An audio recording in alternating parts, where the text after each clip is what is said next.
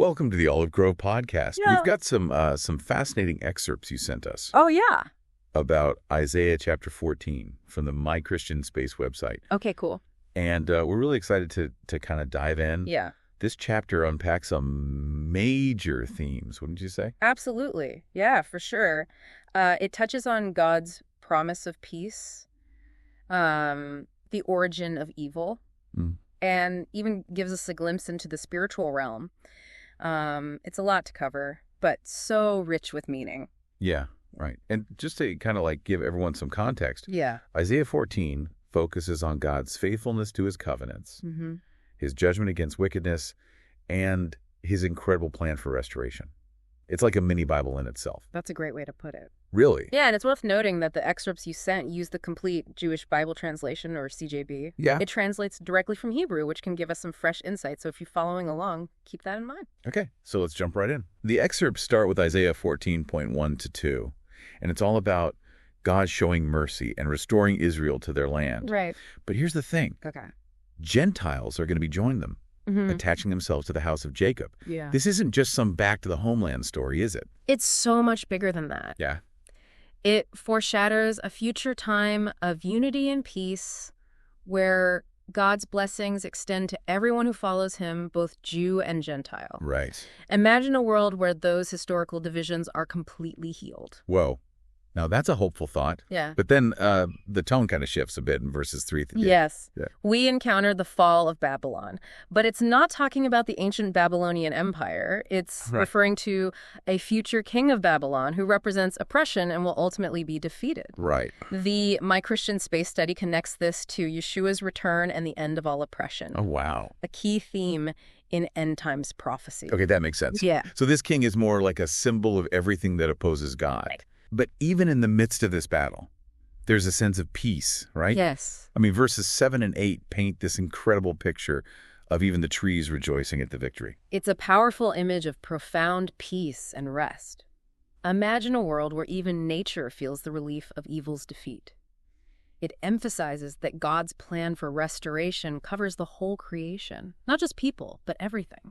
That's beautiful. Okay, so then things take a really interesting turn Yeah. in verses 9-11. Mm. It describes the downfall of the defeated powers, Mhm. including Satan himself.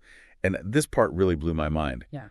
The study points out that the harps mentioned here actually referred to Satan's former role as a worship leader in heaven before his fall. Ah. I had no idea. It's a detail that's easy to miss if you're not familiar with the Hebrew context, but it adds such a layer of depth and tragedy to the story. Right. Here was this incredibly powerful being surrounded by beauty and music who chose to rebel against God. It's a reminder that evil can take on alluring forms and that even those in positions of authority can be corrupted. Oh, that's a sobering thought. Right. And it leads right into verses 12 to 17, where we get into the nitty-gritty of Satan's downfall. This passage calls him the morning star, but his ambition to be like God led to his ultimate humiliation in Sheol, the realm of the dead. It's a pretty steep fall from grace. And that morning star reference is another fascinating detail. It refers to the planet Venus, which appears so bright and beautiful in the sky. Yeah. The study uses this to symbolize Satan's deception. He might appear like an angel of light, but ultimately, he leads to darkness. That imagery of brightness turning to darkness is so powerful. It really makes you think about the consequences of pride and ambition. If Satan, with all his power, could fall, what does that say about us? It's a potent reminder that no one is immune to the dangers of pride and self-exaltation. True fulfillment and lasting peace come from submitting to God's will, not trying to grab power for ourselves. Okay. So let's move on to Isaiah 14.18-23. Now, the focus shifts to judgment and consequences. We're talking about the sons of Babylon facing judgment at Armageddon, which the study says will happen in the Jezreel Valley. It's a little confusing because it also mentions ancient Babylon, which is uninhabited today, just like God said it would be. Yeah. It feels like we're jumping between the past and the future. It's true. This passage weaves together both historical and future events, but that's one of the things that makes prophecy so fascinating, isn't it? We see how God's word is fulfilled throughout history, but also how it points toward future events. It gives us this incredible sense of continuity and purpose. Absolutely. And the name Lord Almighty, Adonai Tzvat, really hits home the power behind this judgment. It's like a reminder that God is not messing around. And it connects to the concept of El Shaddai, God's power to provide. In this context, it emphasizes that God has the ultimate power to defeat evil and establish true justice. Despite all the chaos and suffering in the world, he is still in control, and his plans will prevail. That's a reassuring thought, especially when things seem so crazy in the world. And Isaiah 14.2:4-27 really drives that point home.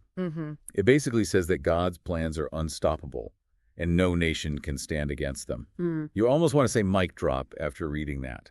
It's a powerful declaration of God's sovereignty and the futility of opposing his will. Yeah. This doesn't just apply to nations, though. It applies to us as individuals, too. Right. We can make our plans and try to control our destiny, but God's plan is what will ultimately prevail. It's humbling, to say the least. It makes you think about how we should be aligning our own desires with God's plan, not fighting against it. Exactly. It's a call to surrender our own will to his, trusting that he knows what's best for us, even when we don't understand. All right. So we're getting towards the end of the chapter. And in verses 20 and 32, there's a warning directed at the Philistines. They saw judgment fall on their enemies, but a worse fate awaited them. Kind of makes you think about karma, doesn't it? It's a reminder that just because we see judgment fall on others, we're not exempt. God holds each of us accountable for our actions, and his justice applies to everyone. It's not about karma, though. It's about understanding that God is just, and he will deal with sin, both individually and corporately. That's a great point. And it connects back to that theme of God's protection for his people. Right. Even in the midst of judgment, he's always working to bring about his ultimate plan of restoration. Exactly. It reminds me of that image we talked about earlier, Zion, both as a physical place and a spiritual concept, representing God's dwelling place among his people.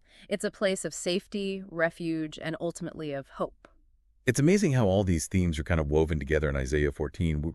We've covered so much. God's compassion and restoration, the fall of Babylon, Satan's downfall, pride and destruction, judgment and consequences, God's unstoppable plan, and a warning to the Philistines. It's a lot to process. It is, and it highlights the fact that the Bible isn't just a collection of stories, but one unified narrative revealing God's plan for humanity from beginning to end. Within that narrative, we see these recurring themes of God's faithfulness, his judgment against evil, and his ultimate plan for restoration. And even though this chapter was written thousands of years ago, it speaks to us today in such powerful ways. Oh, yeah. I mean, honestly, who hasn't struggled with pride or ambition? Absolutely. It challenges us to examine our own hearts, to guard against those very things, pride and ambition, and to trust in God's plan even when we don't fully understand it. You know, it's easy to get discouraged when you see so much chaos and suffering in the world. But this chapter really reinforces that God is still in control. He has a plan, and he will ultimately bring about his purposes. That's such a crucial point. And that plan includes not just justice and judgment, but also restoration and redemption. Right. Isaiah 14 points us toward a future where evil is defeated, peace reigns, and God's blessings extend to all who seek him. It's an incredibly hopeful message. Okay. So we've explored a lot of the big ideas in Isaiah 14. Now, I'm curious, what stood out to you the most from this chapter? What personally resonated with you? That's a great question. For me, it's the contrast between Satan's pride and God's ultimate authority. Yeah. It's such a stark reminder that no matter how powerful or influential we may become in this world, our true security and fulfillment come from aligning ourselves with God's will. I love that. It speaks to the very human tendency to try and grasp for power, when true power comes from surrendering to something greater than ourselves. It's like we're trying to build our own little kingdoms when there's already a perfect kingdom waiting for us. And that surrender, that humility, ultimately leads to true peace and lasting joy. It's a paradox that the world often misses, but it's at the heart of the Christian faith. It's something to really reflect on. Yeah. So much of our striving and anxiety comes from that desire to be in control. But what if we just let go and trusted God's plan? That's where true freedom lies. And I think it's a message we can all apply to our lives no matter where we are on our spiritual journey. This deep dive into Isaiah 14 has really left me with a lot to think about. What about you? What questions does this chapter raise for you about God's plan for the world, for Israel, and even for your own life? It makes me think about the balance between God's judgment and his mercy. We see both so clearly in this chapter. It raises questions about how those two aspects of his character work together in his plan for humanity. How can he be both just and merciful? How does that play out in our individual lives and in the world around us? That's a great question. And it ties back to that idea of restoration. Yeah. Even in the midst of judgment, God's ultimate goal is to bring healing and wholeness to his creation. It's not about punishment, it's about redemption. It's also interesting to consider the role of prophecy in understanding God's plan. Isaiah 14 contains prophecies that were fulfilled in ancient times, as well as prophecies that point toward future events. It makes me wonder how we can better discern the timing and fulfillment of those prophecies as we see them unfold in our own time. It's definitely a topic that requires careful study and prayerful discernment. And it's a reminder that God's ways are often higher than our own, and his understanding surpasses ours. Right. We may not always get it right, Yeah. but we can keep seeking his guidance. Absolutely. We may not always understand the why or the when of God's plan, but we can trust in his faithfulness and his goodness. Even when things seem confusing or difficult, he is working all things together for good for those who love him. Such an important reminder. Well, this has been such an insightful deep dive into Isaiah 14. I always learn so much from these conversations. It's been a pleasure exploring this chapter with you. The depth and richness of Isaiah never ceases to amaze me. And we hope you, our listener, found it insightful as well. What stood out to you the most in this chapter? What questions does it raise for you about God's plan for the world, for Israel, and even for your own life? We'd love to hear your thoughts. And if you're interested in learning more, be sure to check out the full study on My Christian Space. They go into even more detail on all the nuances and interpretations of this fascinating chapter. It's a great resource for anyone who wants to dig deeper. It really is amazing how much we can learn from just one chapter of the Bible. It's like peeling back layers of an onion. Right. There's always more to discover. Exactly. And speaking of discovering more, Yeah. this deep dive has definitely left me with a lot to ponder. Oh, yeah. What about you? What are some of the lingering questions that Isaiah 14 raises for you? One thing that keeps coming back to me is that image of Satan as a fallen worship leader. Right. It's such a tragic picture of potential squandered. It Mm-hmm. makes me wonder, what if he had chosen humility instead of pride? Yeah. What if he had used his gifts to glorify God instead of himself? How different would the world be? That's a profound question. Right. It really highlights the importance of our choices and the impact they have. Yeah. Not just on our own lives, but on the world around us. And it makes me think about my own life. Right. Am I using my gifts and talents to serve God and others? Yeah. Or am I letting pride and self-ambition get in the way? It's a question we all need to ask ourselves regularly. So true. Yeah. Okay, so as we wrap up our deep dive into Isaiah 14, Right. is there a key takeaway or a final thought that you'd like to leave our listener with?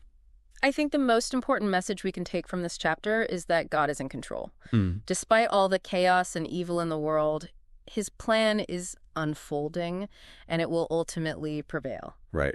He is faithful to his promises. Yeah. He judges wickedness, and he offers restoration and redemption to all who seek him. That's a message of hope we can cling to no matter what challenges we face. Beautifully said. This has been such a rich and insightful conversation. Yeah. Thank you so much for sharing your expertise with us. It's been my pleasure. And to our listener, thank you for joining us on this deep dive into Isaiah 14. Yes. We hope you found it enlightening and encouraging. Yes. Remember to subscribe to the Olive Grove podcast on YouTube and visit the My Christian Space website for early drops of new episodes. Yes. Until next time, may you walk in the peace and hope that comes from knowing God is in control.